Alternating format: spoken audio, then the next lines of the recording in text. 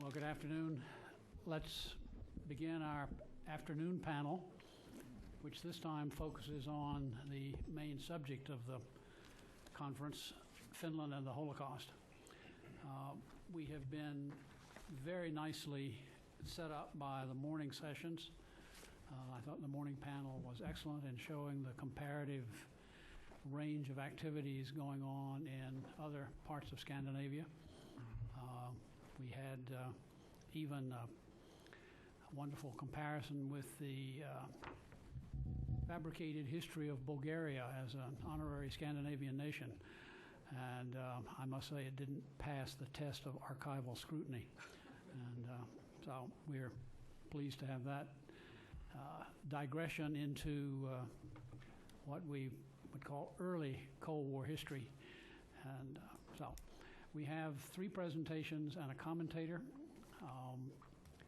We will start off with Professor Hannu Rautkalio, who is actually the principal organizer of this meeting, and we're indebted to him for keeping at the organization until he got it right. And that took some time on his side and ours, but I think we've gotten there. Hannu is a senior researcher at the University of Tampere in Helsinki. He has a PhD in political science and political history from that university and has conducted extensive research in Europe and in the United States, as well as some heavy research during the 1990s in Moscow on Cold War issues, economic dimensions of the Cold War, and on Jewish history and the Jewish question, as it's sometimes called. He has taught at numerous universities in Finland and in the United States. He is published on Escape from the Holocaust, The Jews of Scandinavia, Documents of the Helsinki Accord, and the Economic Cold War, Evidence and Perspectives. Hannu has spent a good bit of time in Washington, has collaborated with us at the Wilson Center on many ventures, and it's a pleasure to have him lead off this panel. While he's assuming the podium, let me just apologize for the center to say we regret the blasts of cold air that will periodically attack you. One or two of the audience like the cold air, but I'm sure the rest of you probably think otherwise. All I would suggest is that you could reposition yourself so you're not immediately under a vent. But that's the best we can do. We spent $200,000 to try and change the general conditions in here and achieved zero success. So, Hannu. Thank you, Sam, of your nice words. Firstly, I would like to thank you personally very much about this venture, all preparations behind of this conference, Christina and Mirkea, who are here. Christian Osterman, my local colleague, he is out of town now, but without him we had not succeeded to implement this conference. Firstly, I have some remarks related to the previous discussion, very briefly. As to Bulgarian case and Finland, there was listed in this very comprehensive list the differences between Finland and Bulgaria. In Finland, we had not actually any specific camps, labor camps for refugee Jews, because Finland was in the war. Every Finnish citizen was obliged to work duty, so refugee Jewish and non-Jewish too. Then, as to Scandinavian countries, we spoke about the involvement of anti-Semitism and Nazism in Scandinavian countries, or influence of this sort of phenomenon. I happened to look at recently the published lists about Nazi orientated groups about Scandinavian countries in Norway, Finland, Sweden and Denmark.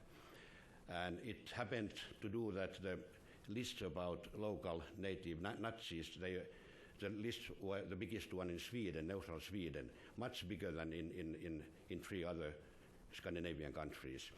The so-called Nazi party in Finland was almost nothing, and in Norway we heard about what happened in Norway. There was a heavy resistance movement, and Danish people were liberal, civilized enough to protect their local Jews. The Finnish Jews were the only Jews in the country that fought on the side of Nazi Germany during the Second World War, to be completely spared from the Holocaust. It's namely important to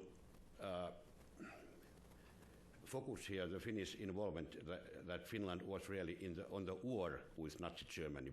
Bulgaria was not in the war, and Romania was, but Romania started her own Holocaust even before the outbreak of Eastern campaign by Hitler, where Romania joined. The Finnish Jews were at the same time both spared from the Holocaust and participants in Hitler's war against Soviet Union. Throughout the war, they were potential targets for deportation, since the systematic destruction of Jews, as we know, was the central objective of Hitler's Eastern campaign. In the histories of the Holocaust, the fact that the Finnish Jews survived has been difficult to formulate as a research problem due specifically to its character. Elsewhere in the world, it is impossible to understand or even accept that the country fighting alongside with Nazi Germany could have exempted itself from its military objective to destroy Jews, what is the key war goal by Nazi Germany in the war against Soviet Union, where Finland was involved also. For this reason, the world has imagined that Finland participated in the implementation of the Holocaust with its own contribution, as, for example, Romania did before the beginning of the war, and Italy, for example, after the occupation of Germany.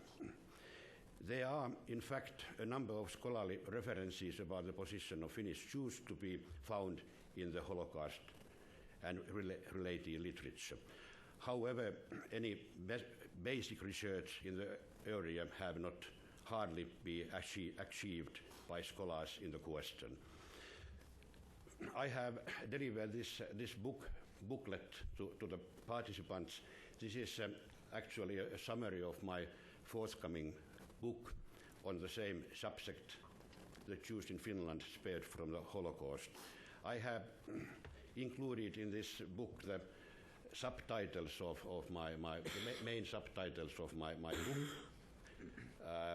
and they are the major topics to be discussed shortly today. Mr. Eugen Holman from Helsinki University is sitting there. Could you stand up, please? We have worked through years with the translation, and Jean has done an excellent job in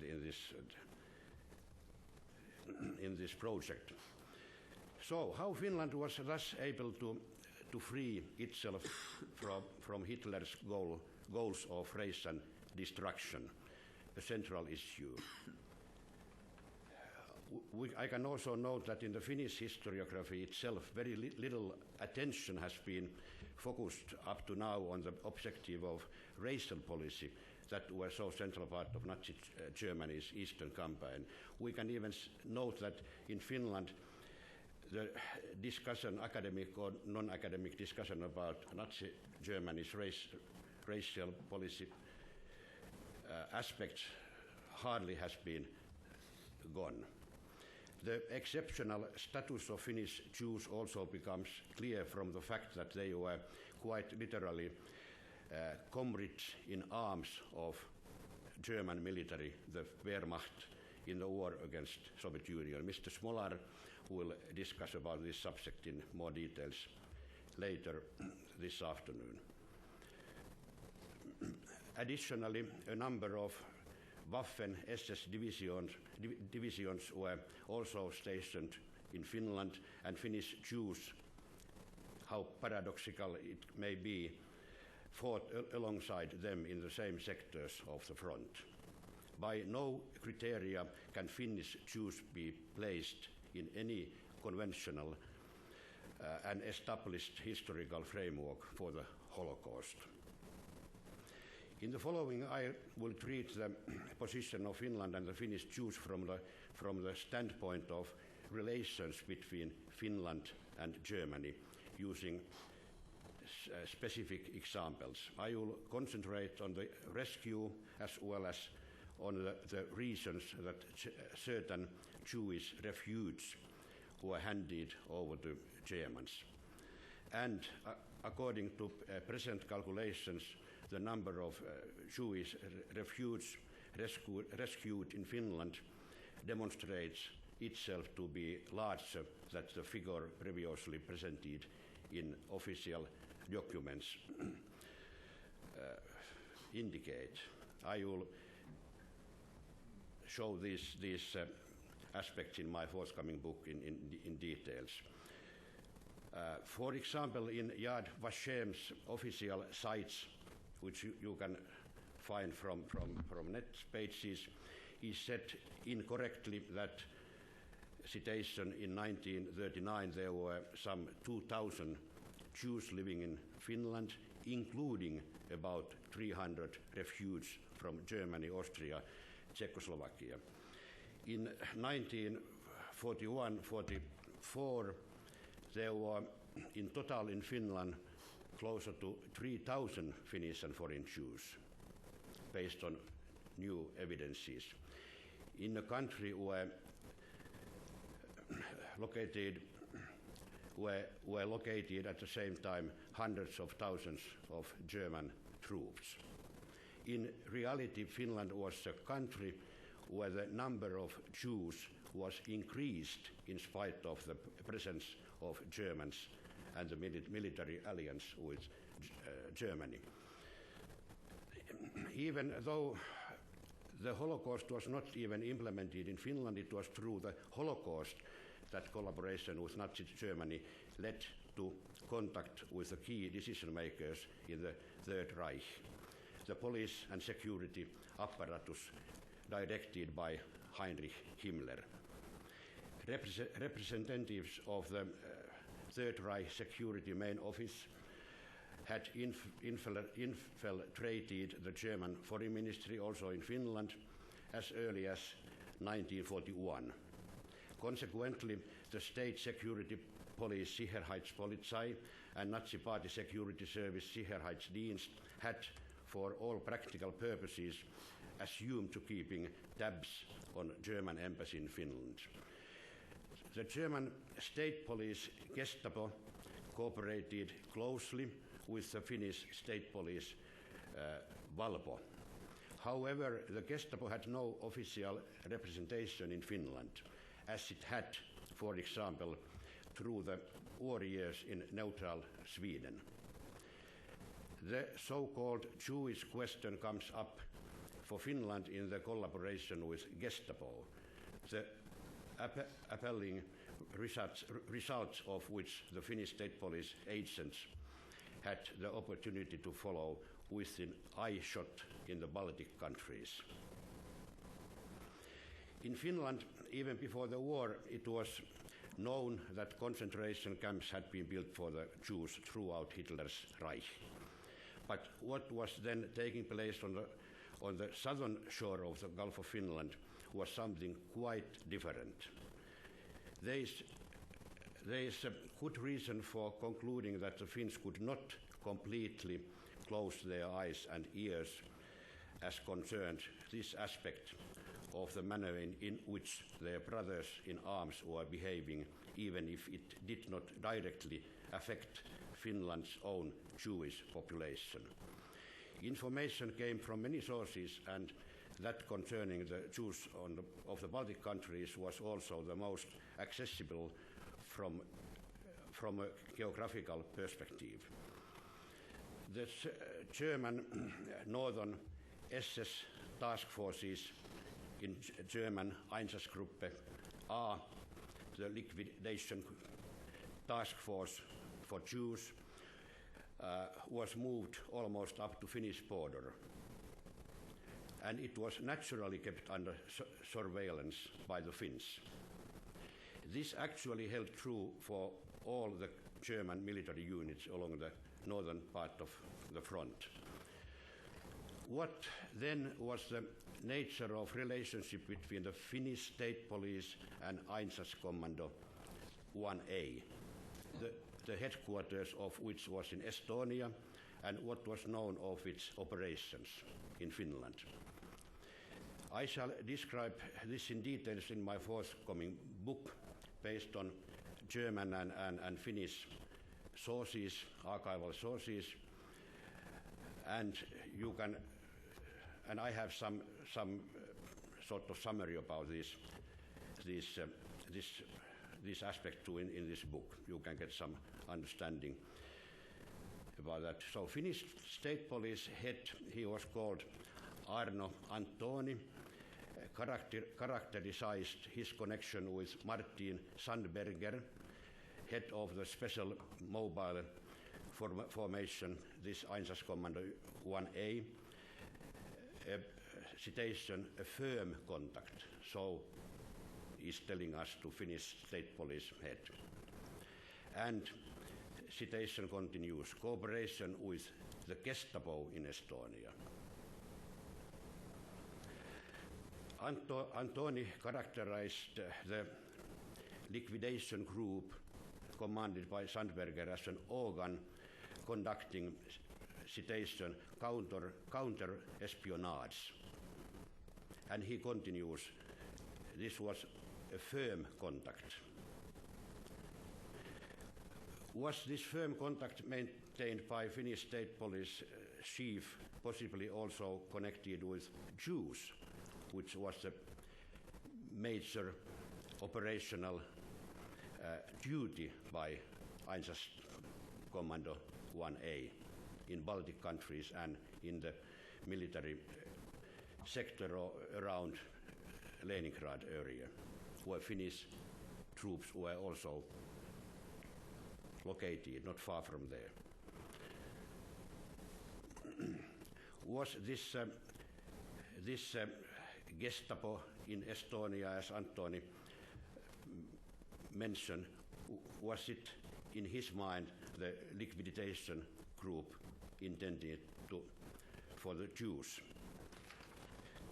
There were post-war trials in Finland, so-called war guilt trials, held on 1945-46. Last year I published a 700-page documentary book about the war guilt trial.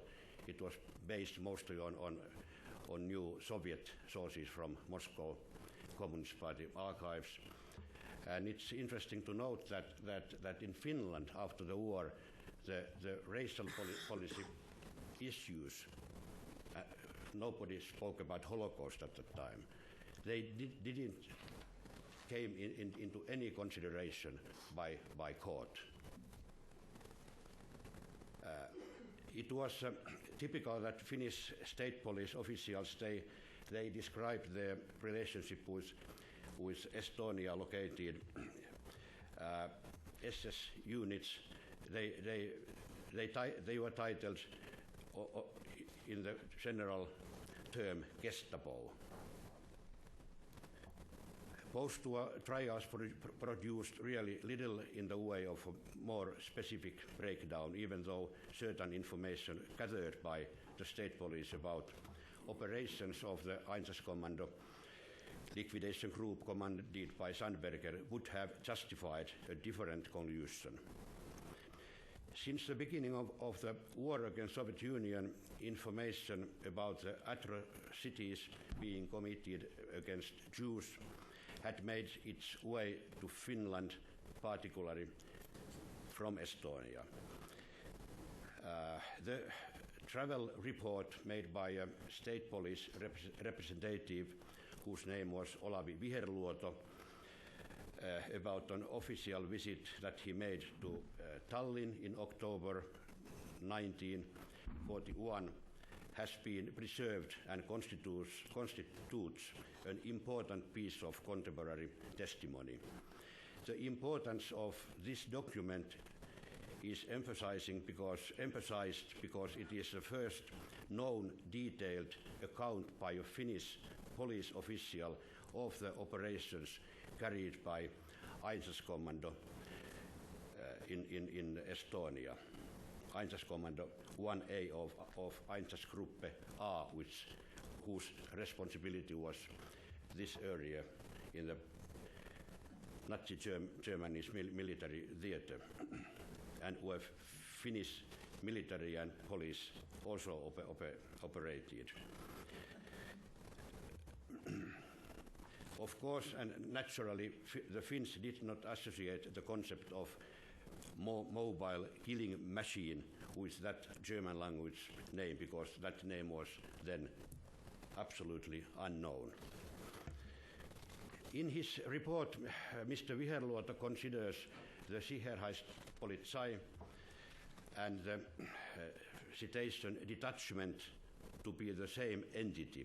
He says that Martin Sandberger functions as citation commander of the Tallinn detachment, citation closed.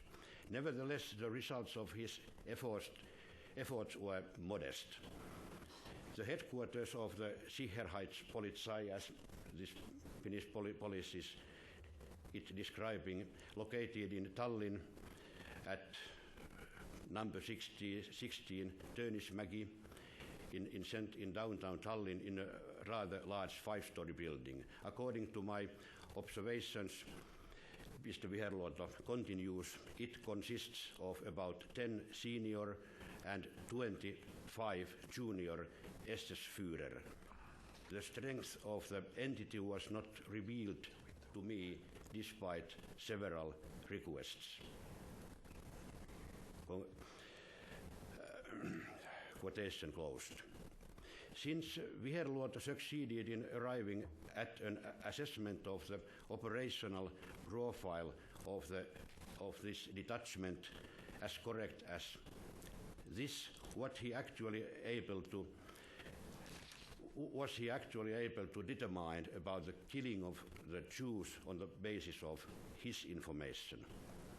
His German hosts maintained silence about the issue.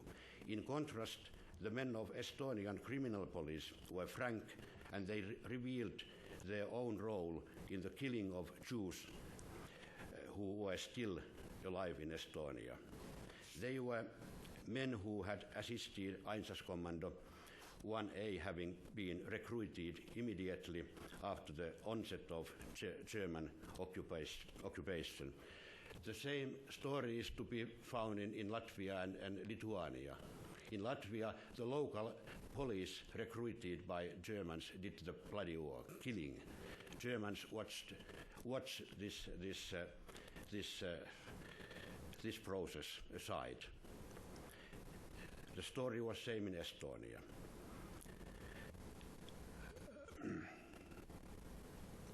In what had these Estonians distinguished themselves? Even though Estonia was almost free of Jews when the Germans had taken over the country, some Jews were still there. The men of the Estonian criminal police participated enthusiastically in the killing of the remaining Jews.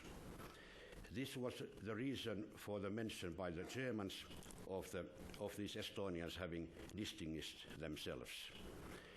The Estonian policemen provided generous information about the pogroms that they had implemented.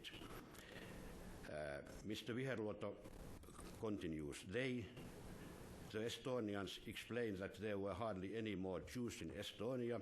Just a number of younger Jewish women and children had been shut up in a concentration camp located at Arkna. close to Tallinn. All the male Jews have been shot. After the capture of Tartu, 2,600 Jews and communists were shot. In Tartu, a large number of very small Jewish children also died of hunger, and so on, so on. This is very detailed report about happenings in Estonia, not far from Helsinki, capital of Finland. So in Finland, it was known what happened for the Jews. After Hitler, the most important man in Nazi Germany was Reichsführer SS Heinrich Himmler. He visited Finland twice during the brotherhood in arms between the two countries, and his visits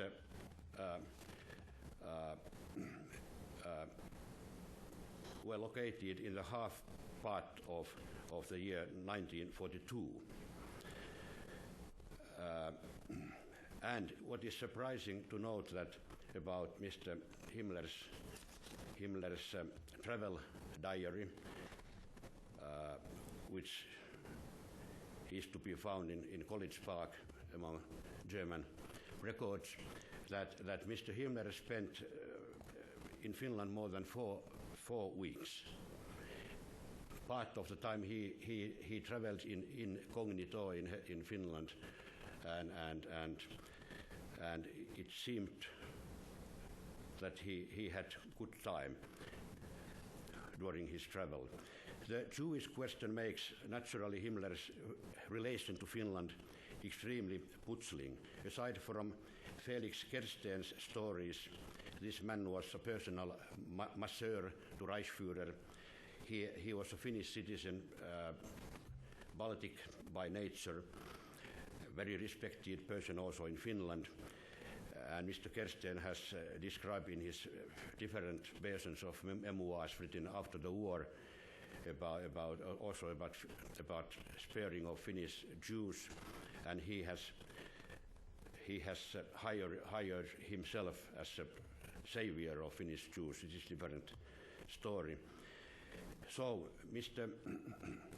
Kersten tells about Himmler's trips, but we can find accurate information about these trips also from Valpo records, because Valpo detectives followed almost every minute Heinrich Himmler when he was in Finland. This is they are very detailed reports.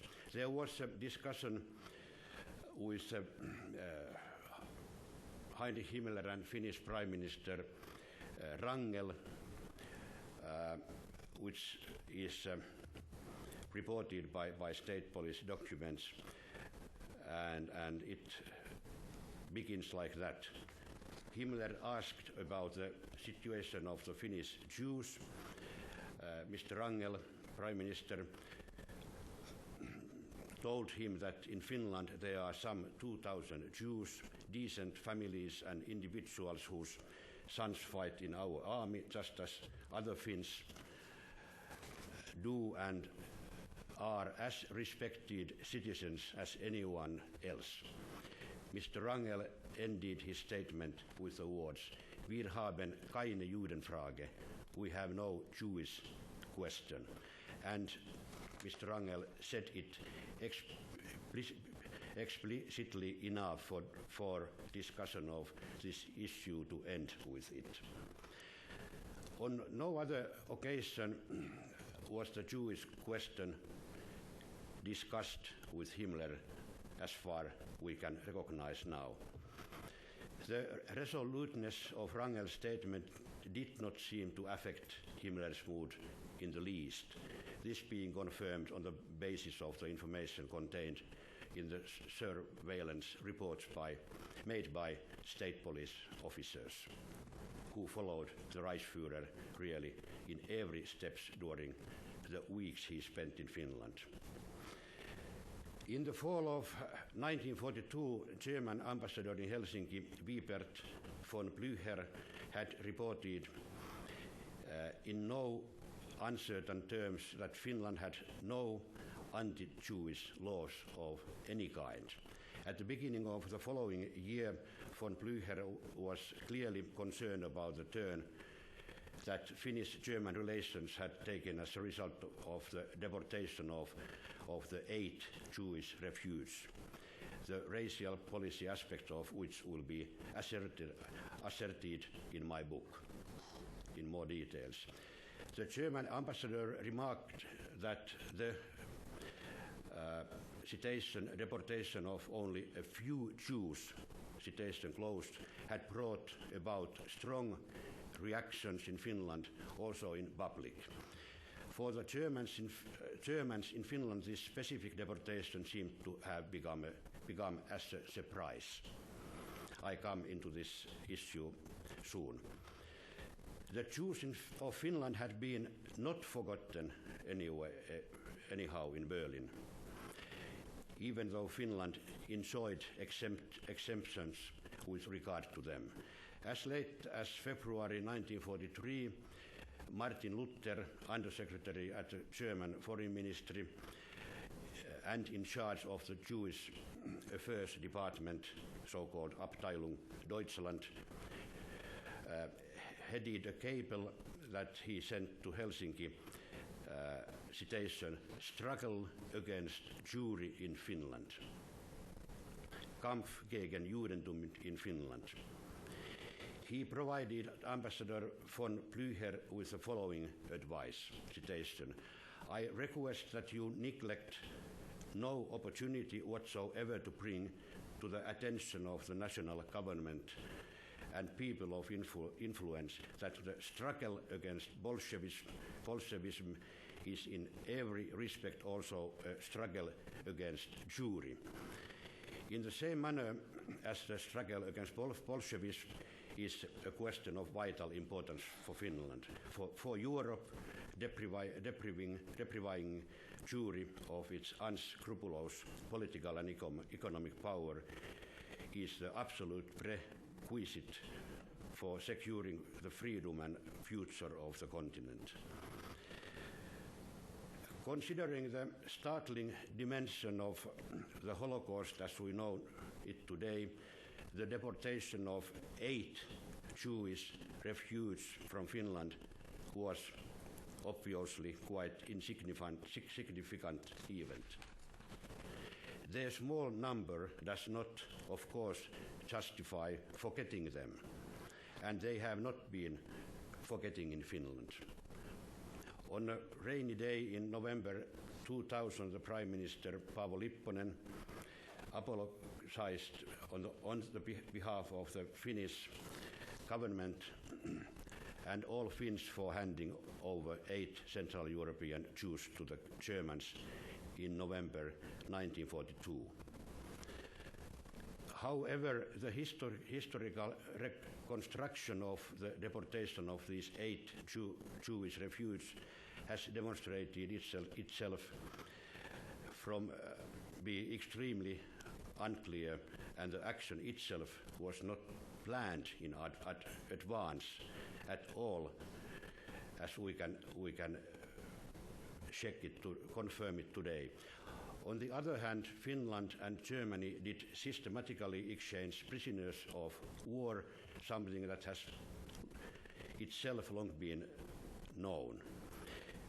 This specific matter became in a special issue outside Finland during the fall of 2003, when attention was drawn to the fact that there were also Jews among the prisoners of war handed over to Germans.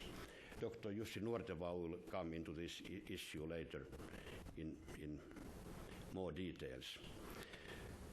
What is known is that the Finnish state police based the deportation of 5 Jewish refugees on the fact that their applications for residence permits had been rejected for various reasons. At the same time, a number of Jewish refugees got the citizenship of Finland, which is totally contrary of the plans to deport Jews from Finland. Most of the 342 Jewish refugees who have been located as of now were still in Finland during the spring of 1944, when the possibility of sending them to Sweden finally became the end of the war. Some Jewish refugees who had moved to Sweden even returned to Finland before the end of war. Swedish government was not prepared to take Finnish Jewish refugees from Finland, although Finnish government asked this possibility already as early as on the fall of 1941. Swedish government was ready to take them to Sweden on summer 44, when the war was going to end. The 5 plus one's wife and 2 children, these 8 who were handed over to Germans together with 19 other people, foreigners, none of them Jews. Other foreigners were handed over to Germans by the Finns, including the aforementioned 8.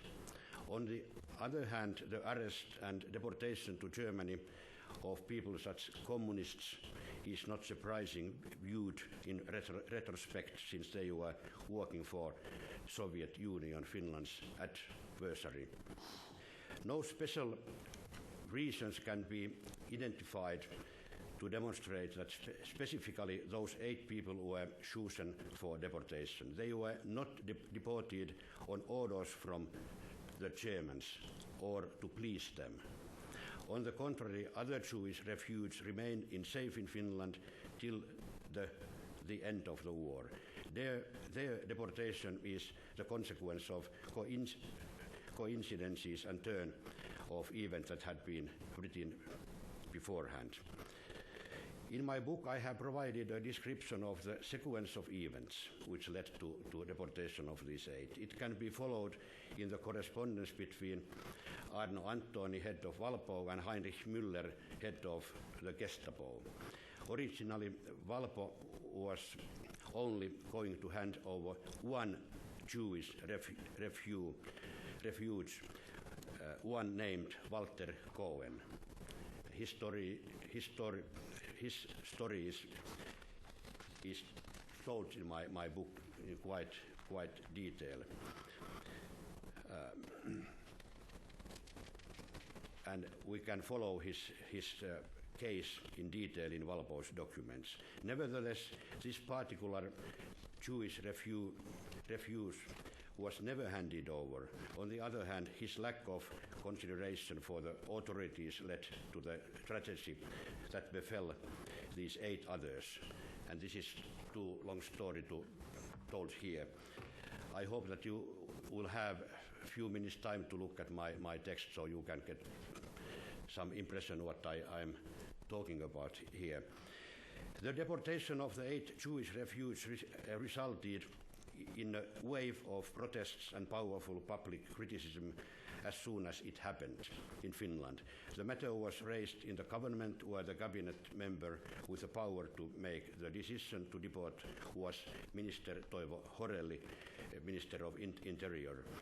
The public controversy about the deportations of these 8 nevertheless demonstrated that Finnish democracy, civil society, and the free exchange of opinions were all functioning despite the war and Finland's considerable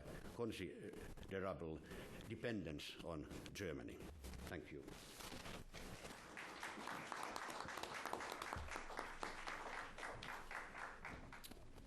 Thank you, Hannu. Our next presentation is from Ronnie Smolar, who is president of the Board of Jewish Communities of Finland and the chairman of the Helsinki Jewish Community.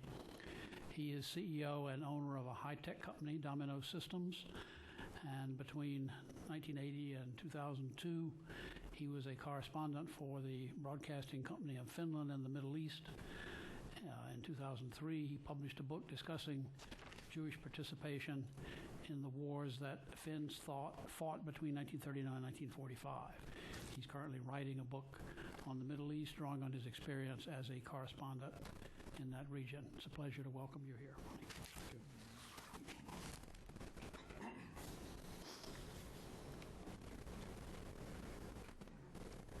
Mr. Chairman, ladies and gentlemen, I want to thank the organizers for having a winter work-like climate here in this room. It's freezing cold over there. Ladies and gentlemen, I'm really honored to stand here and shed some light on the position of Finnish Jews during the Second World War. This small community has left some impressive and important marks in the history of Finland. You might be surprised to learn that during the continuation war of 1941-44, the comradeship in arms between Finland and Germany led to an almost surrealistic situation where German soldiers solemnly attended prayer services in a Finnish frontline field synagogue, just some miles from the battles.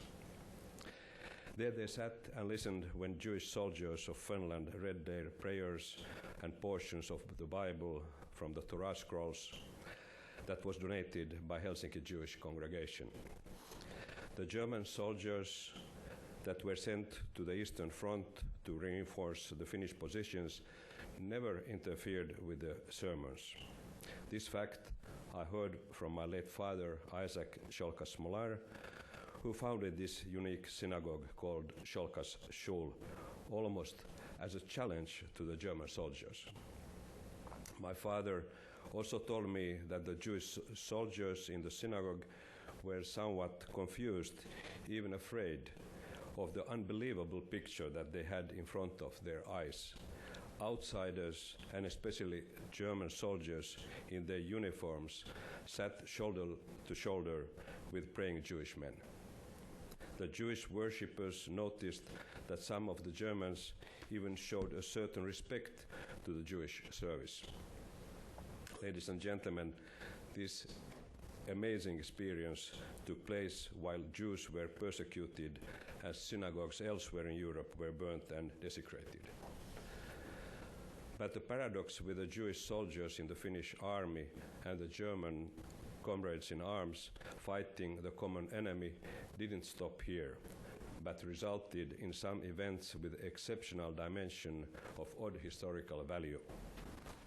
Where else did it happen in wartime Europe that soldiers of then mighty German army, whose home country had sworn to free Europe from Jews, end up having to salute Jewish officers, or that Jewish medical officers treated German SS men whose lives were literally placed in Jewish hands, or that a Jewish major in the Finnish Medical Corps, risking his own life and under heavy enemy fire, managed to transfer a whole German field hospital to a safer place.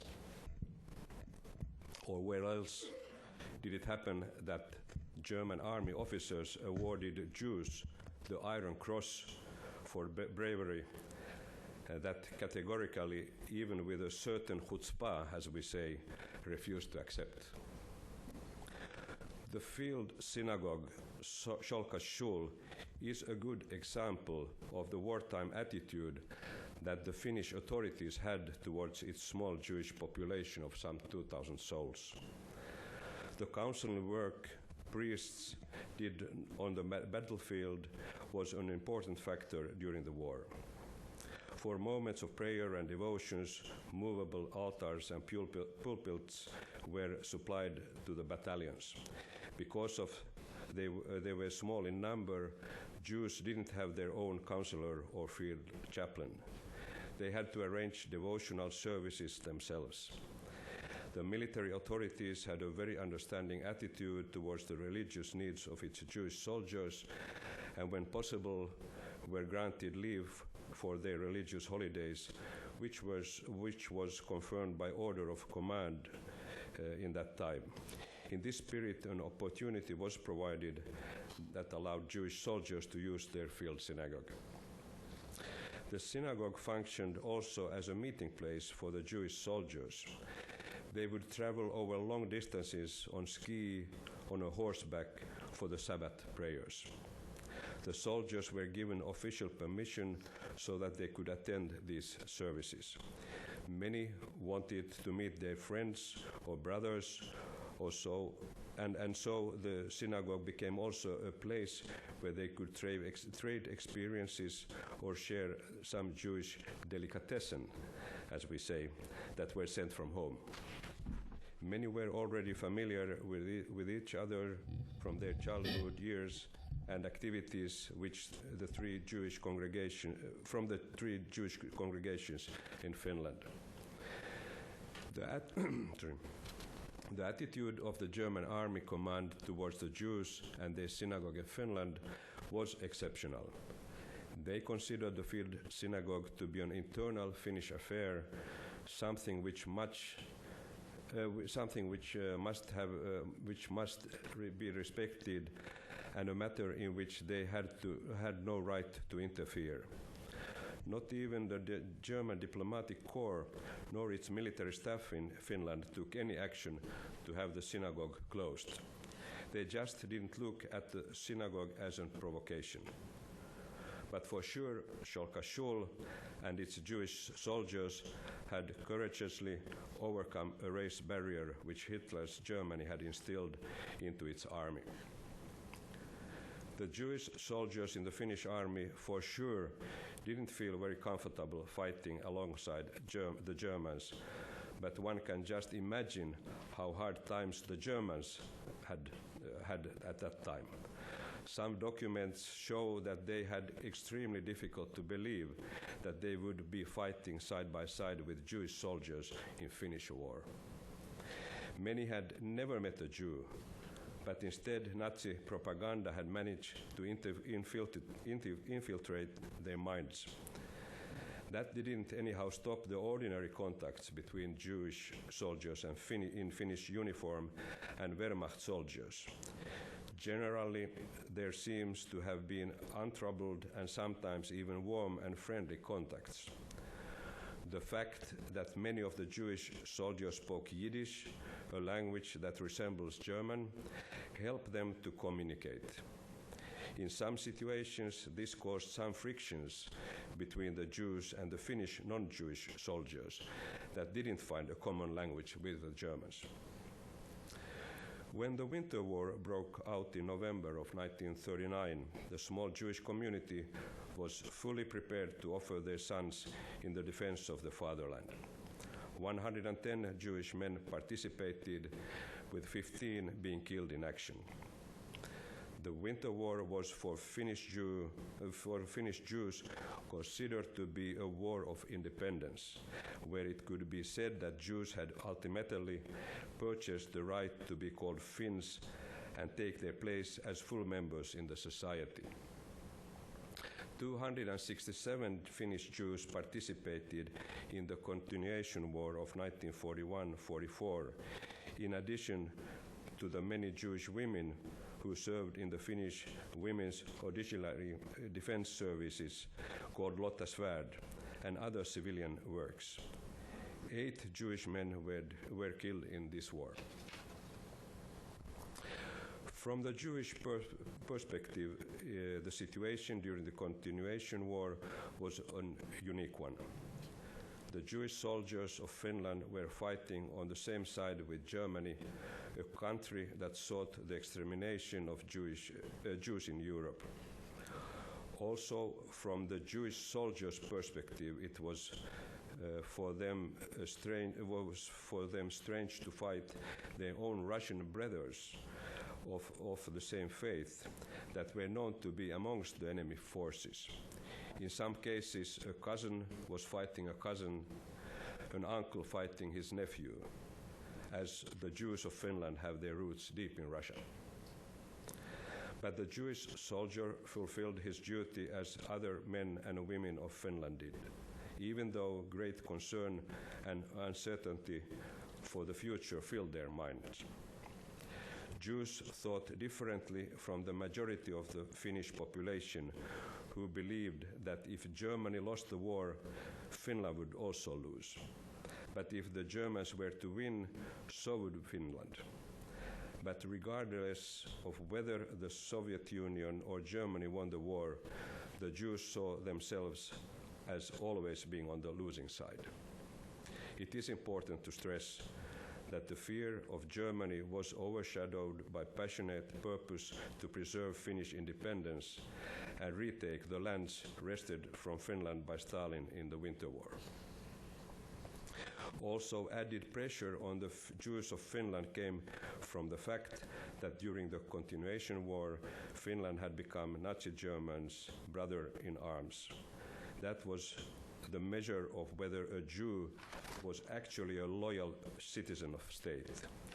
Finnish authorities had officially assured, however, that being alongside Germany was to be on the side of victory. However, fear dogged the footsteps of Jewish soldiers as they went about their duties. As reports reached them of the horrible fate of Jews in other parts of Europe, doubts entered their minds. Must we and our families eventually meet a similar fate, they thought. Such doubts and fear must have been quickened by incidents where threats were aimed at the Jewish soldiers, especially in far northern sector of the battles in the Finnish Lapland, where an SS Division Nord operated. The fears were sometimes exaggerated, though not unfounded. Every Jewish soldier, however, experienced his war in comradeship with the Germans individually. It was obvious that Jews in Finnish army had to prove themselves during the war and also in relation to the German soldiers.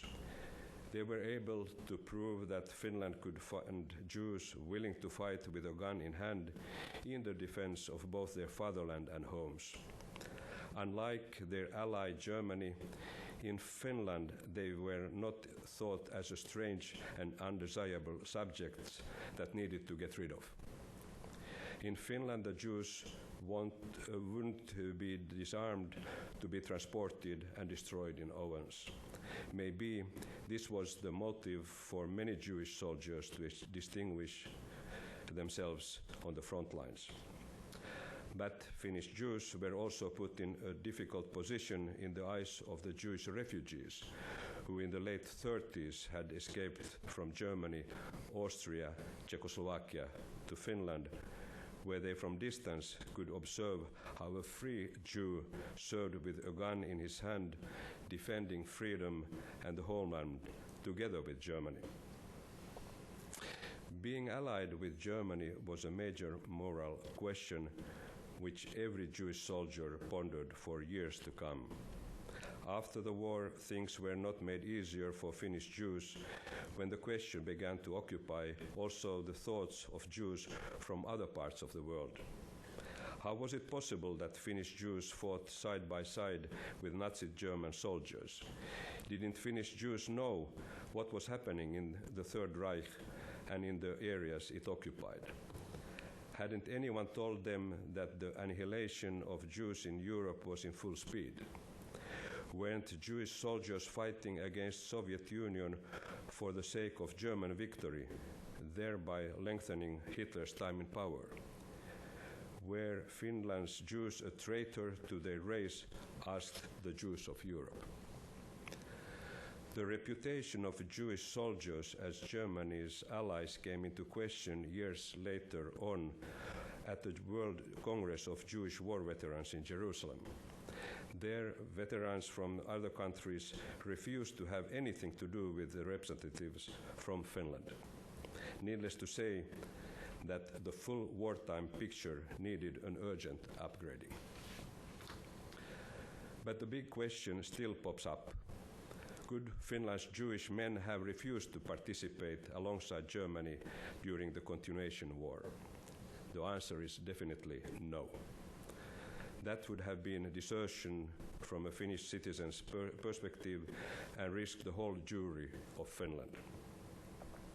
Marshal Mannerheim of Finland Carl Gustav Mannerheim, the Marshal of Finland, intervened personally in the awkward and distressing situation that confronted the Jewish soldiers of stigma of having fought as comrades in arms of the Germans. Marshal Mannerheim, the commander-in-chief of Finnish army, wanted right after the war, on the Independence Day of the nation, to attend a memorial service in the synagogue in the capital Helsinki, honoring the fallen Jewish soldiers.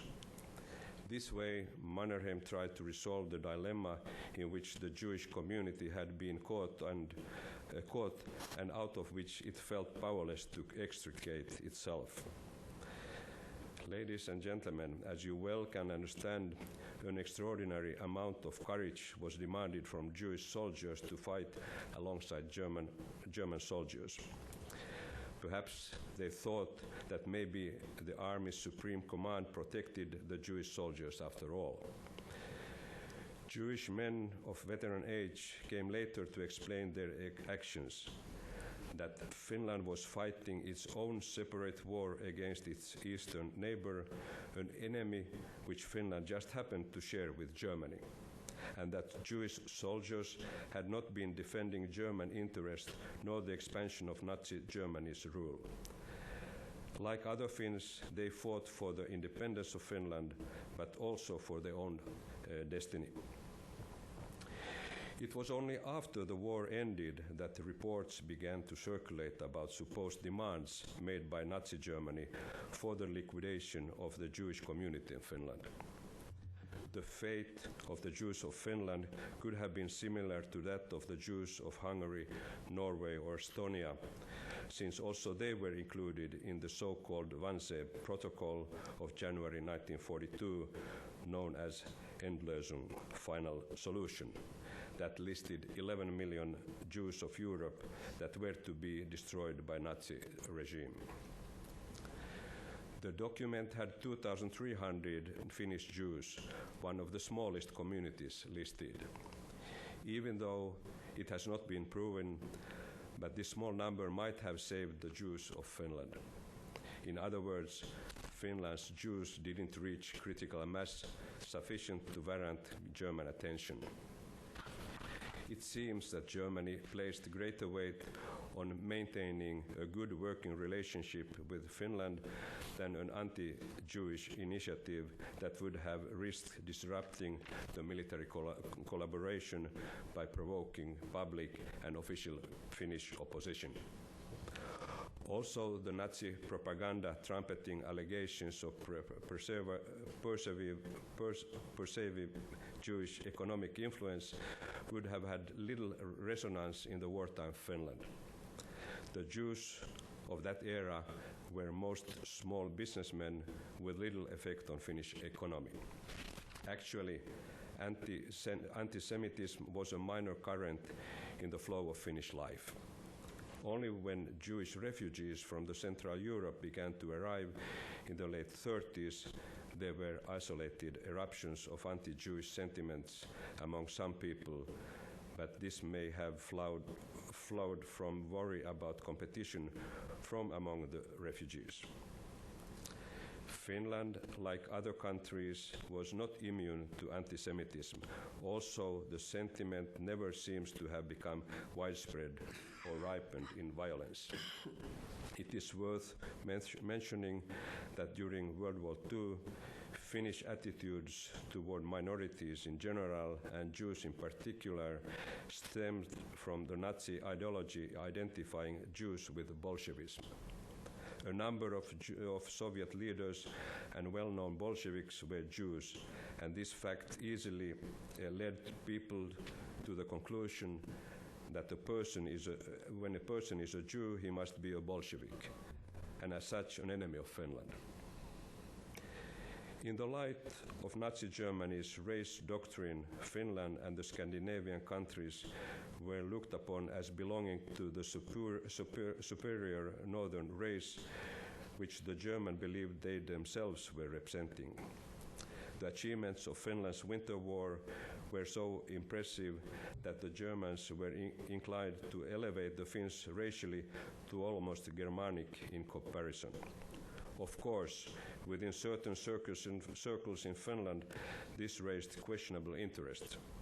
An example of this took place in a classroom in Helsinki when a teacher during a biology class called a Jewish student to the front of the class and measured his skull to demonstrate that the boy belonged to an inferior race. The Jews of Finland were on their tiptoes when Reichsfuhrer SS Heinrich Himmler came on a visit just half a year after the crucial Wannsee Conference. Then Prime Minister of Finland, Mr. Rangel, as Mr. Rautkallio here also stated, Mr. Rangel stated later after the war that his German guest had asked him, "How is the situation with the Jews in Finland?" The Prime Minister claimed that he answered in ringing words similar to those attributed to King Christian X of Denmark, "Wir haben keine Judenfragen," meaning we don't have any Jewish question. Documents show that this topic was then dropped and never raised again, even though it seems that Himmler was interested in Jews of Finland. Namely, in an unguarded moment during Himmler's visit, the Finnish Army's intelligence managed to photograph the documents in the Nazi leader's briefcase. In addition to containing military plans as expected, it also included a copy of the Wannsee Conference protocols that listed the number of Finnish Jews with their names and addresses. In the archives, there is a typescript that describes the meeting between Himmler and his host Marshal Mannerheim. It shows that the German guests tried to initiate a discussion about the Jews. Not even one single Jewish soldier will be taken from my army to be turned over to Germany. That cannot happen except over my dead body, were the words of Mannerheim.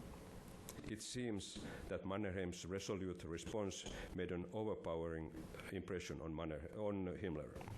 Indeed, there is evidence that Mannerheim was held in awe by Hitler himself as well. Hitler flew to Finland in June of 1942 to congratulate Mannerheim on his 75th birthday. And whatever were the exact words spoken on that occasion, Mannerheim's part in shielding Finland's Jews from Germany is widely acknowledged. The daily life of the Jewish civilians in the capital of Finland in Helsinki was filled with fear, even though the Finnish nationals of Jewish origin continued to enjoy full civil rights throughout the war. Many behind curtains followed with horror the movements of German troops in the streets of Helsinki, where swastika banners could be seen. Jews kept their distance from German soldiers and avoided all kinds of contacts with them. Also in other parts of Finland, Jews avoided German soldiers. In a restaurant in the city of Turku, a few drunken German soldiers demanded a Jewish man to leave the premises, or they would rearrange his nose, as they claimed. The manager of the restaurant advised his Jewish customer to leave, and so he did. But there was also a brave incident where a famous Jewish soprano in a concert for German troops turned down a request by the audience to sing the Horst Wessel song, the song that had become the Nazi party anthem and Germany's official co-national anthem from 1933 to 1945. In the midst of the war, there were in Finland about 150 Jewish refugees, mainly from Germany and Austria. Entrance had been rather easy, for Finland had an existing agreement between Germany and Austria for traveling without a visa. Due to possible repercussions resulting from joint Finnish-German friendship and for fear of incidents, officials and especially the Interior Ministry of Finland and its subordinate, the feared state police Valpo, took care in seeing that Jewish refugees were kept away from Helsinki.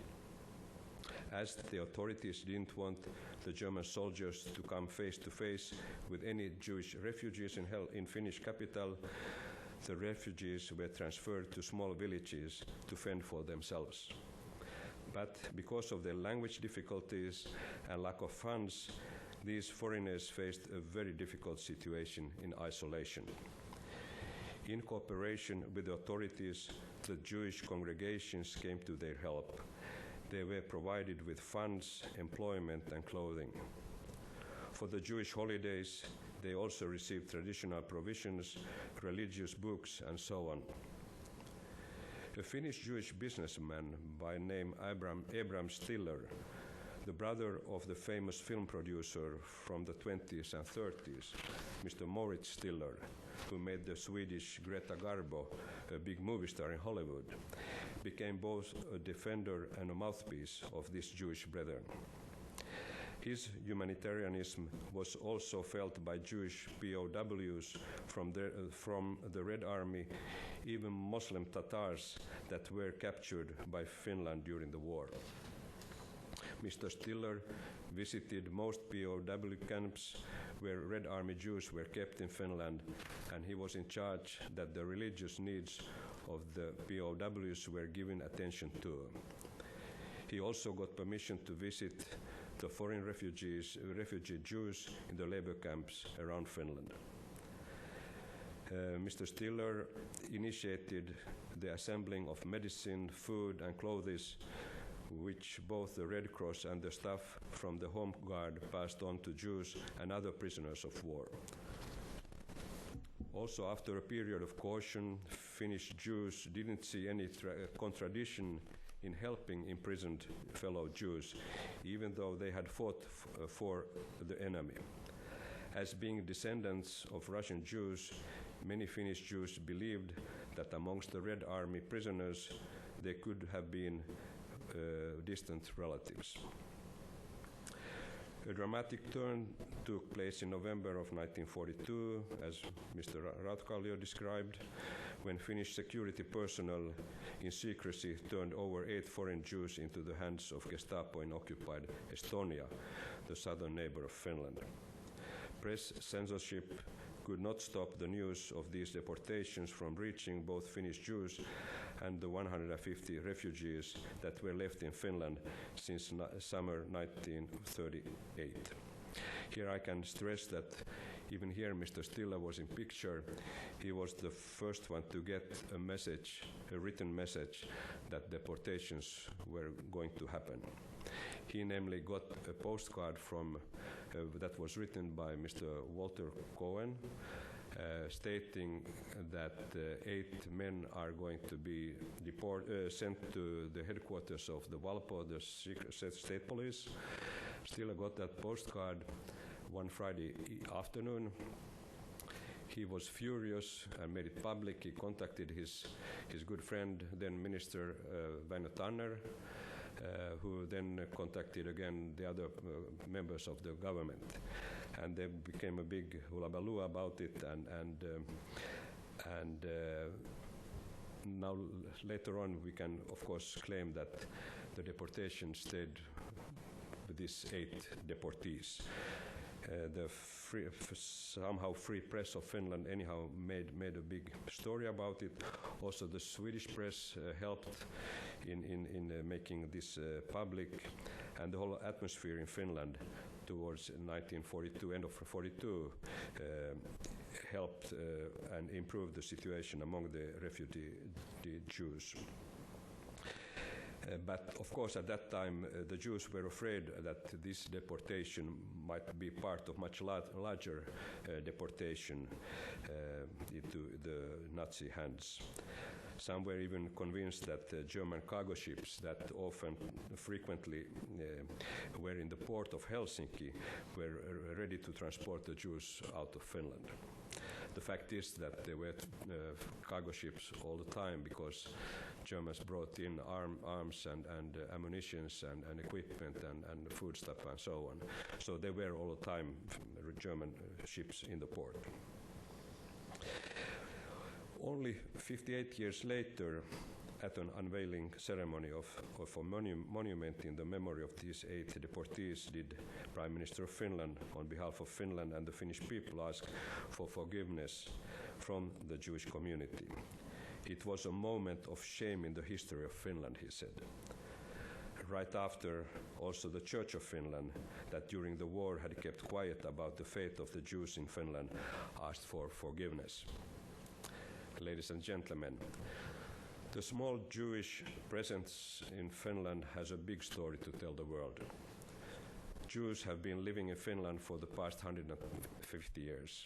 Most came from Russian Empire as Tsars, retired and poor soldiers who were forced into the Russian army in their childhood and who were required to serve at least for 25 years. Both my grandfathers came this way to Finland that until 1917 was under Russian rule. The Jews of those times were all observant, spoke only Russian and Yiddish, and their skills were in manual work and in dealing with second-hand clothing. But they were quick to establish themselves in Finland, even though they dwelled there under temporary license and severe restrictions. One of their first tasks was to build prayer rooms close to their residences or workplaces. Then in 1906, they managed to collect money to build the main synagogue in Helsinki that still exists and is a tourist attraction. Our grandfathers founded burial societies, various social help organizations, and they also established sports club Maccabi, the oldest uninterruptedly existing Jewish sport club in the world. Then came Yiddish theater groups, literature clubs, Jewish choir, and many other cultural activities that even today keep us very active. Since the Jews were granted full civil rights right after the independence of Finland in 1917, Jews have been an essential part of the Finnish society. Jews are active in politics, in culture, in various professions as doctors, lawyers, engineers, accountants, and so on. Today, we are only 1,300 Jewish souls in Finland, but our main congregation in Helsinki is able to provide all the services that the community is expected to give its members. In a multicultural Finland of today, we see ourselves as Finns with Jewish faith. Outsiders, among them Prime Minister of Finland, has recently described the Finnish Jews as the soul of Finnish society. What a striking description about the small community that has managed to survive and itself managed to give hope and guidance to newcomers. Thank you.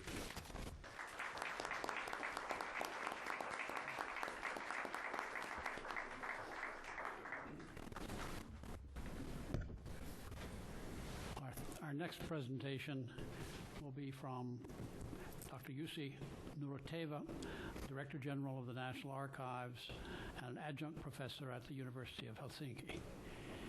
He is the author of a number of monographs and articles on scientific and popular topics.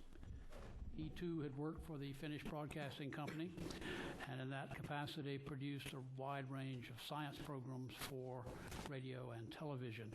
He serves on a number of national and international boards, is the chair of the Committee for Public Information of the Finnish Ministry of Education. He's a member of the International Board of the International Center of Bethlehem and of the Interdisciplinary Council of the World Cultural Council in Mexico City. He's a member of the Finnish Academy of Sciences and Letters and the Finnish Science Society. He will have, I think, a PowerPoint, so those of us on the panel may wish to go down in the audience to let the rest of you see the screen.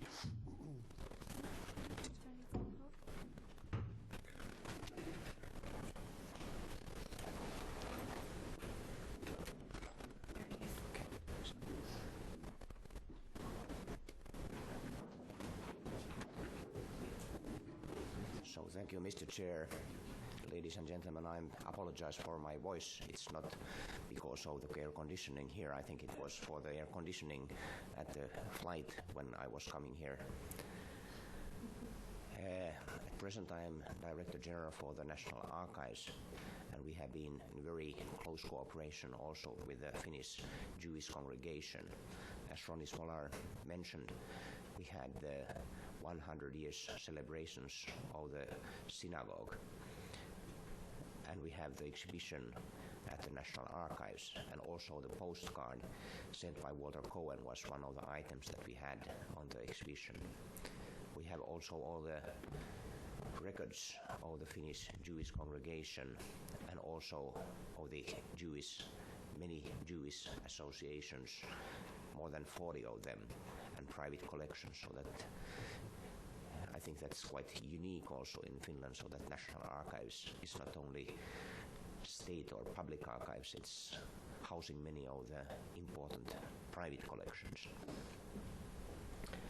I will start with the quite well-known book of Elina Sana from the year 2003 that has been mentioned sometimes here, and which raised wide discussion not only in Finland but also abroad about the deportations to Germany during the Second World War time.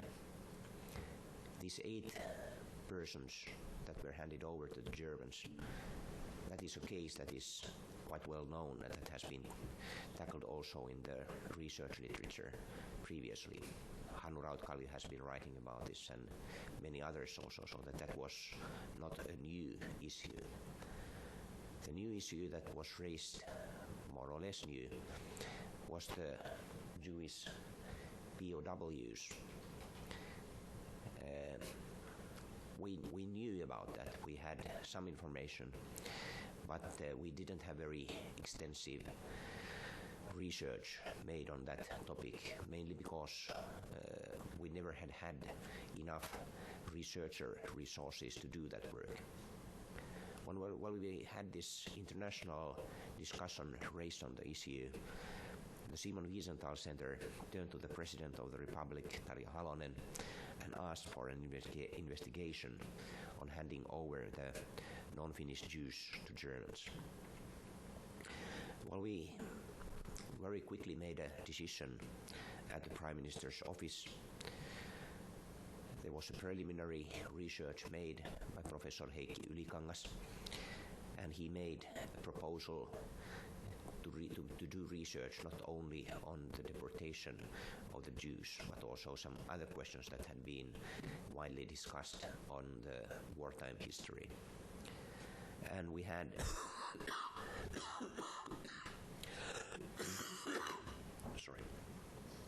a research project funded for the years 2004 to 2008, so that means that the research project is ending this year. We had quite wide discussion about the nature of the research project. It was proposed by the Simon Wiesenthal Center that it would be sort of truth commission. We didn't quite like that idea. We have the Estonian commission that is doing research on the occupation time. That means the occupation time of the German occupation and the Soviet occupation. And Max Jakobson is chairing the board of the commission. Because we know that if we go to the academic community and say that this is the official truth,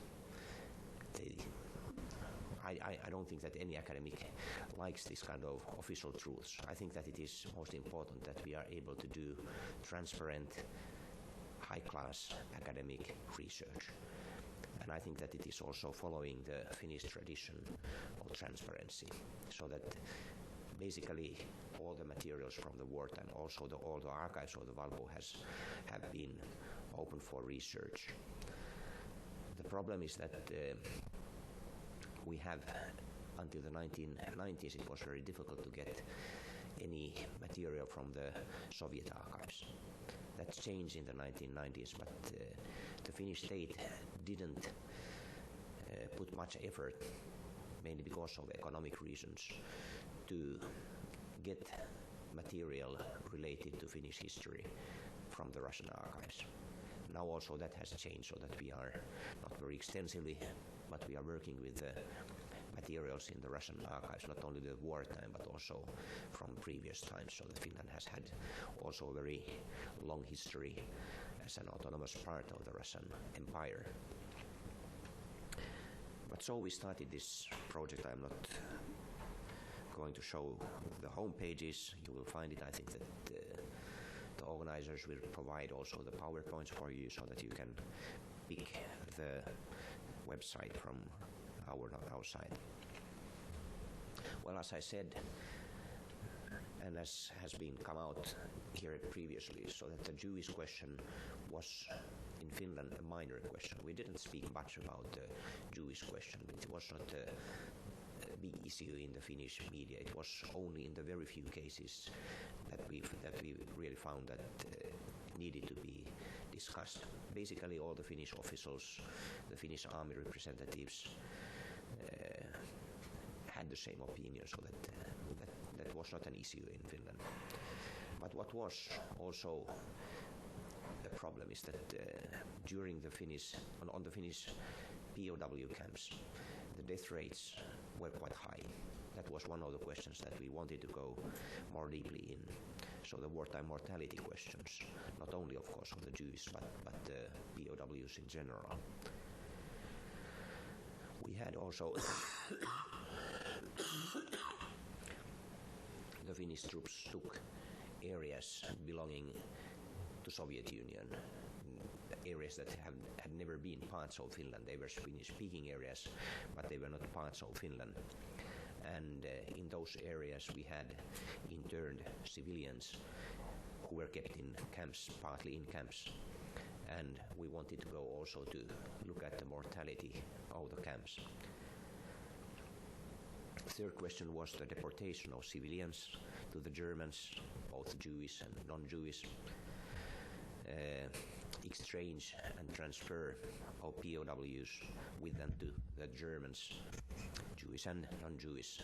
The Jewish amount was quite small, as you come to see. We wanted also to look at the situation after the war, so that how did it happen with the expatriation of the Soviet POWs to Soviet Union? What was their fate in the Soviet Union? And we have tried also to cooperate with the Russians on this question, but it hasn't been very easy. First question that was asked at the Finnish or the Russian embassy in Helsinki was that, why are you interested in the Russians? It's our concern. Well, we said that if they have been handed over or expatriated by Finns, we want to know what happened, because we had some persons who had been fighting on the Finnish side, so that they had come to the Finnish army more or less voluntarily, and we wanted to know what happened to them and what kind of material we are able to find about their fate. We had a big number of Ingrian people. They are Finnish-speaking people from the areas around Leningrad.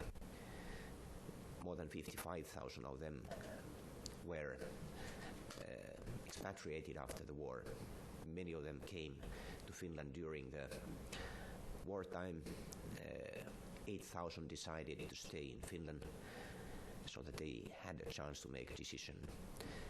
And out of this 8,000, 5,000 fled quite quickly to Sweden. So that these questions have been widely discussed in the Finnish audience.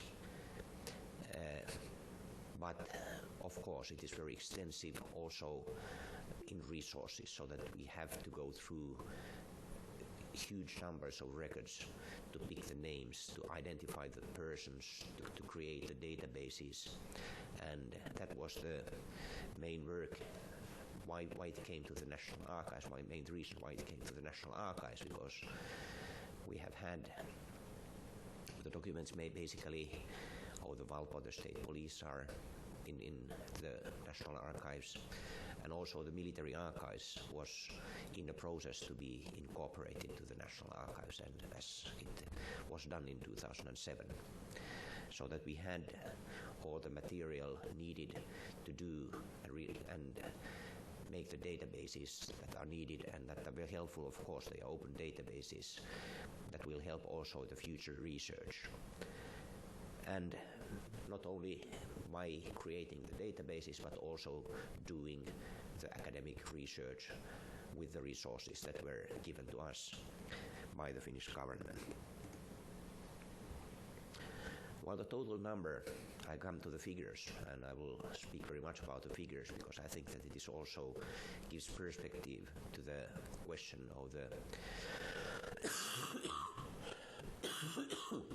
Jewish deportations. During the continuation war, we had about 64,000 POWs. That was a surprise for the Finnish military authorities. We were not prepared to have so many Soviet prisoners of war. We didn't know how long time the war will last, and preparations were made to house about 1/4 of the number of the POWs. So that in many cases we had to do preliminary arrangements to be able to take and house all the POWs. More than 90,000, that means around 30% of the POWs taken during the continuation war died in the Finnish POW camps. That is a relatively high percentage. And what is to be noted that 85% of them died during a very short time, in 1941, 1942.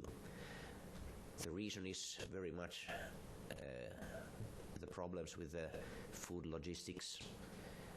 We had problems also with food supplies in the whole of the country, so that we had many civilians who were dying in mental hospitals, as has been noted also in the work of Hannu Rautkallio.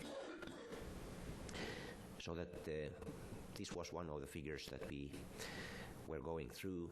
We have created a database of all the deceased POWs, and that is open on the internet. We are not able to publish on the internet the names of all the POWs because of privacy reasons. That is the decision made. But we were allowed to put all the names of the deceased POWs on the internet so that they are available there. Among the number of POWs, we have 478. That is the, well, looking at the figures, you never find any totally fixed figures. The nationality and ethnicity was based on the information the persons themselves gave. So that means that we have in the records recorded 478 POWs who have told that they are Jewish. That means that it is less than 1% of the whole. What is also interesting is that the death rate of the Jewish POWs is lower than the average rate. And the reason is to a great extent that the Jewish congregation was able to provide with food supplies. So that food and clothing was of course very important factor in that stage when we didn't have enough supplies otherwise. And I think that is one of the reasons why the death rate of the Jewish POWs was somewhat lower. Of course it's high. We know 93 names of those who died.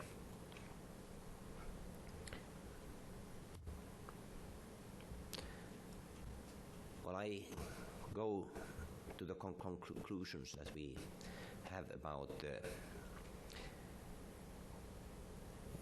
situation in Finland and the discussion that we have had. We are going to prepare a report. We will have it. One of the reports will be also in English. I think that one of the problems with the Finnish wartime history is that so little has been written in English, so that as the previous speakers have taken up the question about the Finnish Jews, I think that it is quite exceptional, so that very few really know what happened, what was the situation in Finland. We have the three groups. We have the Finnish citizens who were Jews. we have the civilian persons, the refugees that came, and the deportations that we have. And then we have the POWs, among which we had also Jewish POWs. When we went through extensive amounts of records in the archives, in the military side it was very difficult to find any clues that the primary or very strong reason of handing over Soviet Jewish POWs to the Germans would have been their Jewish background. That was not a big issue for the military. We had altogether, I don't have the figure here, but we had about 2,270 prisoners of war who were exchanged with Germany. And on the other hand, we had also, as they were exchanged, we had more than 2,200 Finnic people that were handed over by the Germans to Finland. The main groups among those who were handed over to Germans were Ukrainians, Caucasians. For what reason? The Germans were interested in having nationalities who would be willing to fight on their side against the Soviet Union. Many of those Ukrainians who were handed over to Germans joined what is called the Vlasov army of Ukraine, fighting on the German side. That was also the case with the Caucasian, so that many of them were willing to join the German army fighting against the Russians. We know the Chechen War that has long history. Back, many of the Caucasian nations have been fighting against Russians and Soviet Union for a long time, and that was also the case during the time of the Second World War. We had also the number of you can say intelligence cooperation with Germans and Finns, as has been mentioned here. And among the POWs handed over to the Germans, we know that we have, as far as we have calculated, now the figure is for 52 or 51, so that we have some new persons that have been added to the list since the research made by Jukka Lindstedt, that is 47. 33 of them were also Soviet officers. The main reason, of course, was that they were not handed over as Jews. They were handed over as Soviet NKVD officers. So that when we look at the sources, we don't have any mention in the military sources that they would have been, the Jewish question would have risen up. The percentage of the persons that were handed over is higher than the average of the Jewish prisoners of war, which was less than 1%. Those that were handed over to the Germans is more than 2%. And of course that raises questions. We have research that is done in Israel about this question. We know that we have different figures also. And we went through the figures that have been given also in the Israeli research. And we found that the difference was caused by two reasons. First of all, we had 8 persons who were handed over to the Germans, but only preliminarily, so that they were used as workforce in Lapland, and then they were returned to the Finnish officials, and they were still in the hands of the Finns when the war ended, and they were expatriated to Soviet Union.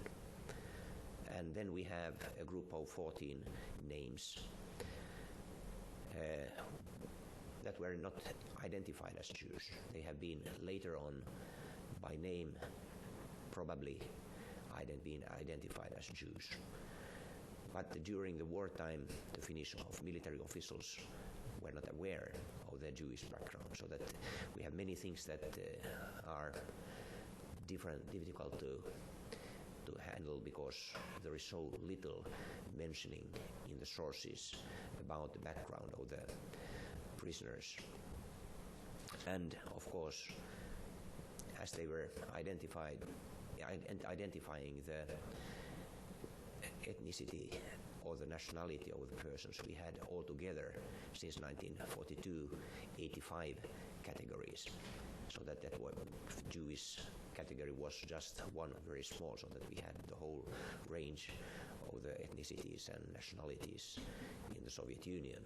So that meant that the Finnish militaries just kept on recording the nationalities as was said by the persons, and much more was not done after that, so that it was not a big issue for the Finns. As has been several times mentioned, we didn't have any anti-Semitic legislation in Finland or any decisions made by Finnish officials that would have been targeted on the Jewish POWs as a special group, so that they are not handled as a group called Jewish prisoners of war, so that it is only that there are Jewish POWs among the other POWs, and some of them are handed over, or some of them die on the camps as many of the others did. It has been recognized also that in Finland we had anti-Semitic attitudes as we had everywhere in Europe and also in the United States. That was not something that was only in the German-speaking countries or the Nazi ideologies. But when we go to the records, we don't find much that would show that we would have had the Jewish cause as a separate cause. I think that it is very much according to the line of the Finnish officials in general. We felt that we really didn't not have a Jewish cause. We had, especially among the Valpo officials, many of them were right-wing. Many may have had, and many had also sympathies for Germany.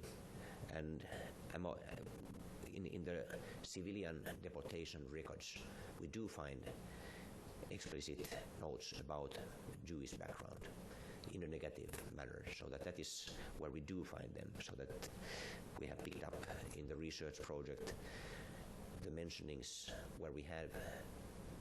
It may be that it is only stating that the person is of Jewish background. Well, why mention ethnic background? Because it had a negative understanding. So that these kind of mentionings we do find, but they didn't lead that the Jews would have been handled as a separate group, or that decisions had been made only because of their Jewish ethnicity. So one of the questions that has been asked and will be asked during the year is that where do we still find new materials? I think that we have gone through quite extensively all the known materials, not only in Finland but in the Nordic countries, in Germany. I think that if something new will be found, it will be found in the Russian archives. I know that the US has been working very closely with the Russians, and you have been able to find materials, and we are also happy for the collaboration with Hannu Rautakalja, so that we have been able also to use the microfilms that we have been receiving from the archives. But for the National Archives, it has been a big project. We have been very happy to have been able to execute this project, and I hope that the discussion that we have been able to have also here at Woodrow Wilson Center is giving new light on the fate of the Finnish Jews and the very exceptional situation that we have had. Thank you very much.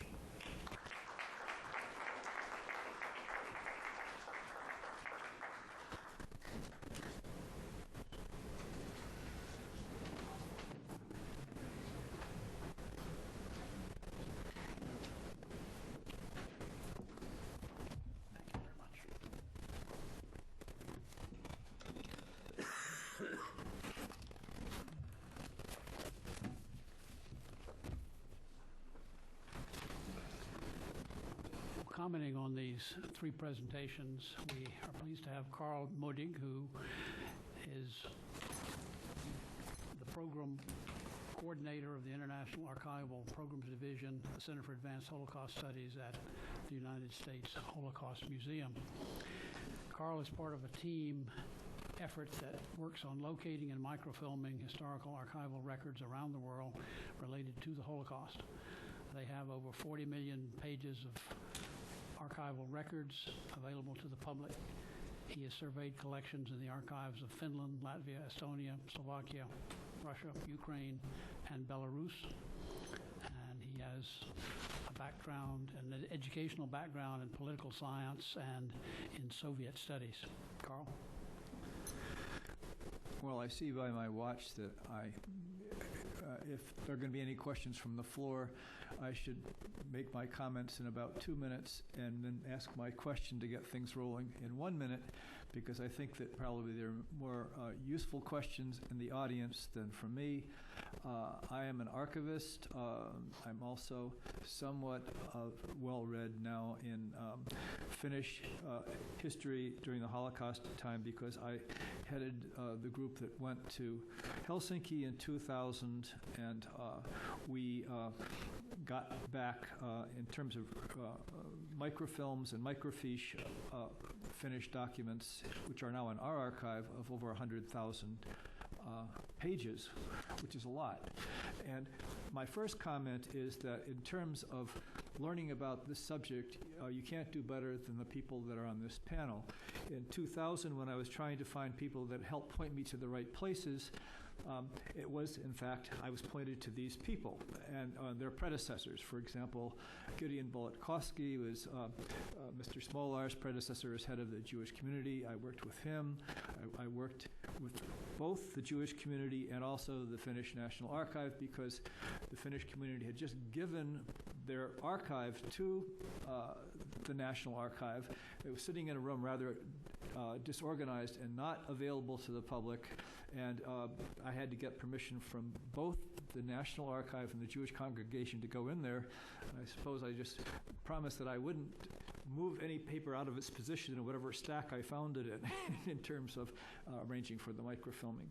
So that's my first comment. This is a very knowledgeable panel. My second comment is that what you heard today is kind of like there are different chapters in this story which are only partly connected with each other. One is the Central European refugees. That was a euphemism for Jews who were trying to get into Finland and what happened to them when they got there. A second is the nature of the Valpo, and the one case where 5 Jews were deported. Another was the case of the Finnish Jews who volunteered to fight in the war. Another case is, which wasn't mentioned here today, was negotiations between Finland and Sweden, and the Jewish communities in Helsinki and the Jewish community in Stockholm about the possibility of getting Sweden earlier than they actually did to accept some of the European Jewish refugees and get them out of harm's way. Now, a third comment is that one thing that has been alluded to here is the Finnish National Police, the Valpo. And they're like a chameleon. On the one hand, it's possible that Arno Antoni was perhaps plotting to nominate more European Jewish refugees for deportation.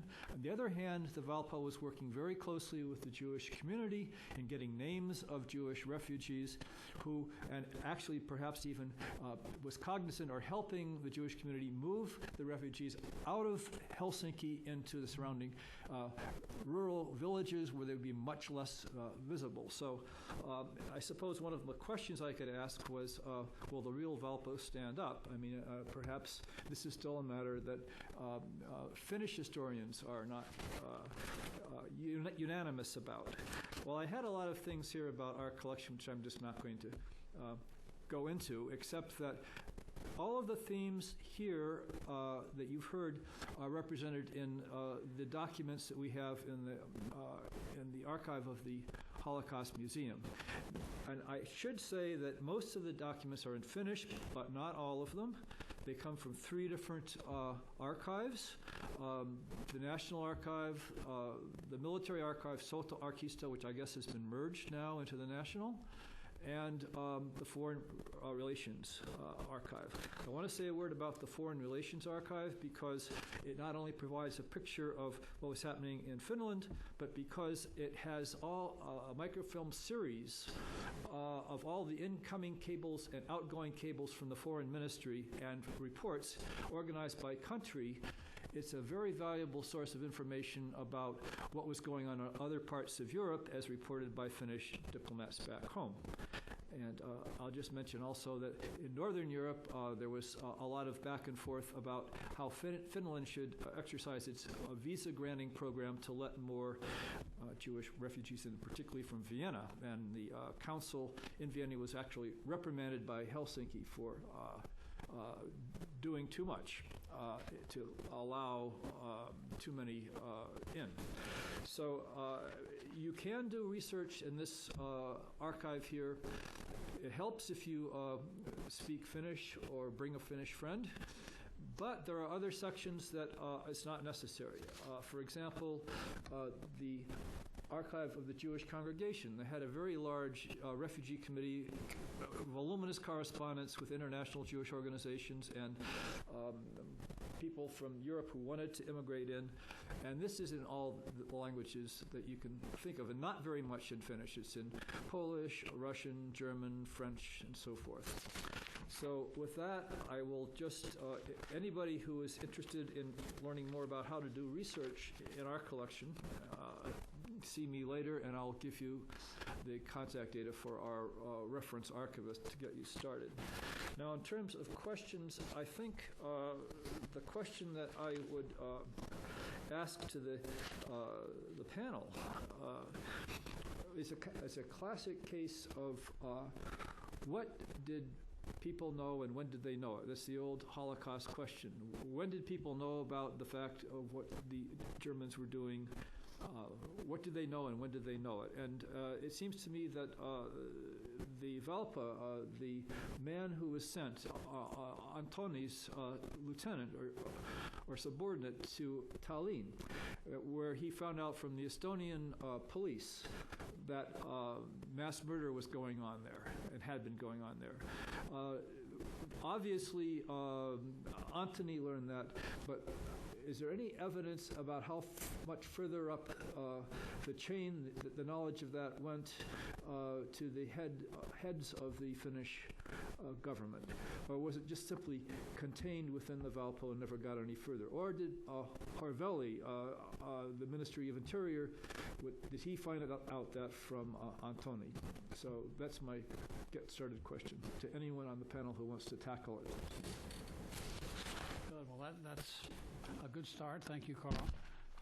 We'll take a few extra minutes for some questions, and then we'll have a very short break and have our closing address. I'd like, before we take other questions, and I'm going to take a group of questions and let the panelists respond to them one by one. I'd like to ask Mr. Smolar, you gave us some interesting numbers about 115 Jewish fighters with the Finnish forces in the Winter War, 267 in the Continuation War. Roughly what percentage of the community was that? It'd just be interesting to know what proportion. You say there are today 1,300 members, but then at this point in the early 40s, what was the proportion? So let's open it up, have some questions from the audience, and then let the speakers respond to them as they have information, which means probably you may want to take a note or two. So who would like to lead off with another question to our members of the panel?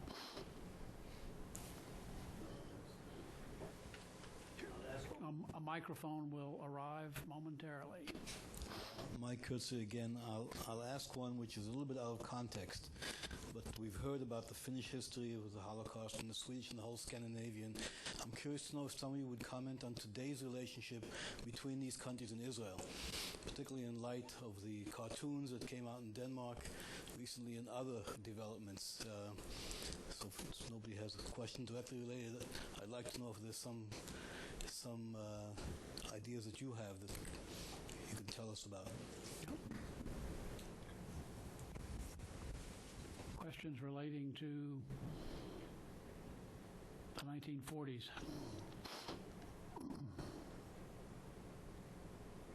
Mike? Thanks. Mike Halsell. I just wanted to ask a question about the POW camp. Perhaps you covered this, maybe I missed it, but was there, with the mortality rate being 28 or 29%, were there periodic inspections by international groups and if so, did they bring the high mortality rate to the attention of the Finnish authorities? Was there any commentary on that? Good. Well, why don't we let people respond to these, starting with Hannu and then going in the order in which people spoke, to let you respond to any of the other presentations or comments, and then we will move to the next session. Hannu, you have a mic right there. Thank you. If I go to the first question, so did I understood right that you ask about the handling of possible other deportations? No, it was more the information that came back to Antoni from Estonia. How high up did that information go? Okay, high up. Okay.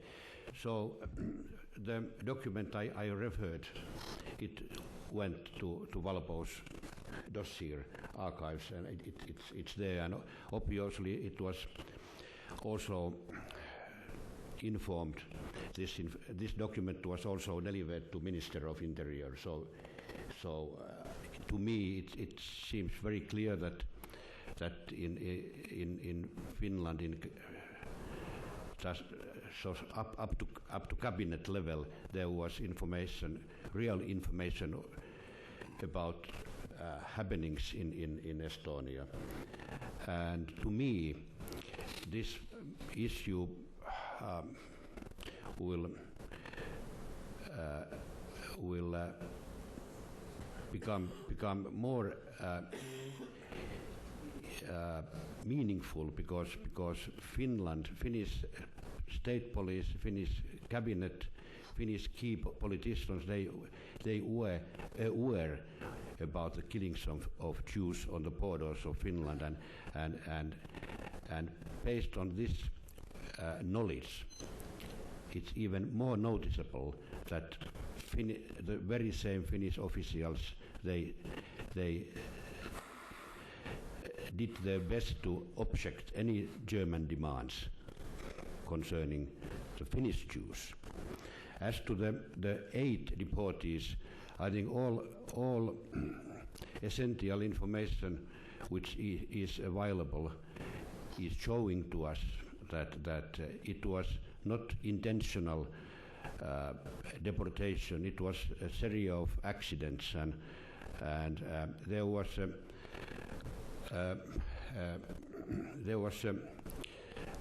so Mr. Antoni was put into trial after the war. He was more than 3 years in custody, and the post-war Finnish state police, which was controlled by Finnish communists in the years 48, this police did her best to prove Antoni guilty for deporting 8 Jews because of intentionally racial reasons, and also guilty for other deportees and other things. But Mr. Antoni was not found guilty hardly anything. He got a small remark about mishandling his position as a chief of Valpo, but no criminal followings came. So the post-war communist-dominated Valpo did absolutely her best to prove Antoni guilty. Mr. Chairman. I remember reading that already quite soon after the Nazi Party took over in 1933, that sometimes in 1934 or 1935, the ambassador then in Berlin was writing back home that the German soil is screaming for Jewish blood. And that's the first sign, I think, of what was going to happen. So the question was that who knew and how much did they know on the top? I'm quite sure that on the top they knew, but how it was then divided, that handed out this information, that's really questionable.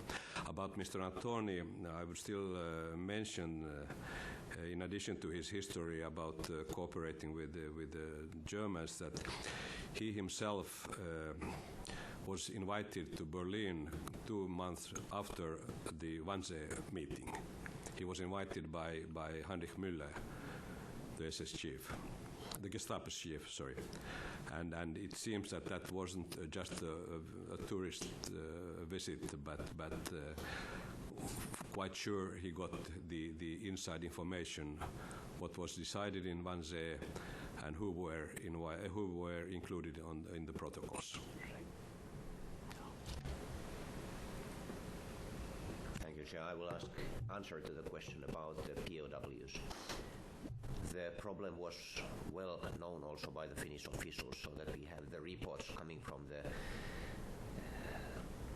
camps stating that it is a catastrophic situation and we need urgent help. That was one of the reasons why the Jewish congregation and also other organizations were giving help. The problem is that they didn't get food supplies. They asked for dead horses from the front to be given, and so that it was really a desperate situation. It took about 8 months for the Finnish officials to build up the system so that it was functioning. As I mentioned, 85% of the prisoner of war deaths were during the winter 1941-42 and until the late spring. And then during the summertime the situation improved. Also the offensive in the war ended at that time, so that it was easier at the front also to direct resources to build up the prisoner of war camp systems. Carl, anything to add? Nothing except on the POWs. In the military archive, there are, and from Abraham Stiller's correspondence from the Jewish community, there's stories that there was some effort to segregate out Jewish Soviet POWs and put them away in some other camp. For example, Nara Yarfi was kind of a main camp, but 71 Soviet Jewish soldiers were sent to a small camp out in the woods someplace where they were working on mining, a mining company, a private mining company, to make calcium or something for cement. And they were, basically sequestered. And there was some other data in the archives that shows that this happened. I think it was a matter of policy. It wasn't just happenstance that these Red Army Jews were kind of put someplace further away from, or ordinary soldiers put away out of sight more. Mr. Chairman, I just wanted to respond to your question about the number of the Jewish soldiers, of the percentage of the community. It seems that the size of the community was during the war around 2,000 souls. It means that around 12-30% of the members of the community participated in the war. That's very useful. Thank you. Well, let's please join me in thanking this panel for a very interesting set of presentations.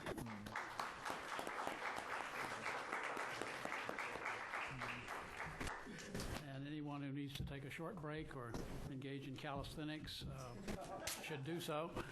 And we'll resume with the closing address from Ambassador Jakobsen in 3 or 4 minutes.